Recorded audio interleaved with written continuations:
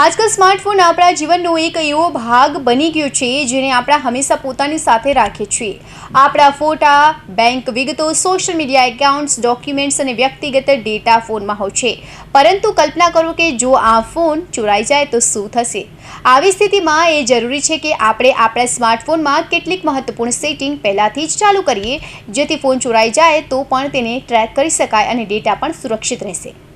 Theft detection લોક ચાલુ કરો। તમારા સ્માર્ટફોનમાં તેને સેટ કરવા માટે પહેલાં તમારા ફોનની સેટિંગમાં જાઓ, નીચે સ્ક્રોલ કરો અને ગૂગલ સર્વિસનો વિકલ્પ શોધો। પછી આવેલ સર્વિસ પર ક્લિક કરો।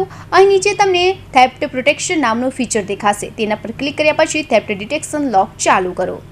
આનો શું ફાયદા થશે જાણીએ। તમારા સ્માર્ટફોનમાં આ ફીચર ચાલુ કર્યા પછી જેમ જેમ કોઈ તમારા ફોન બળજબરીથી છીનવી લેવાનો પ્રયાસ કરશે તેમ તેમ આ ફીચર સક્રિય થઈ જશે। ફોન આપમેળે લોક થઈ જશે અને ચોર તેને અનલોક કરી શકશે નહીં। આનાથી તમારો ડેટા સુરક્ષિત રહેશે અને ફોનને ટ્રેક કરવામાં પણ સરળતા રહેશે। Require password to power off on કરો।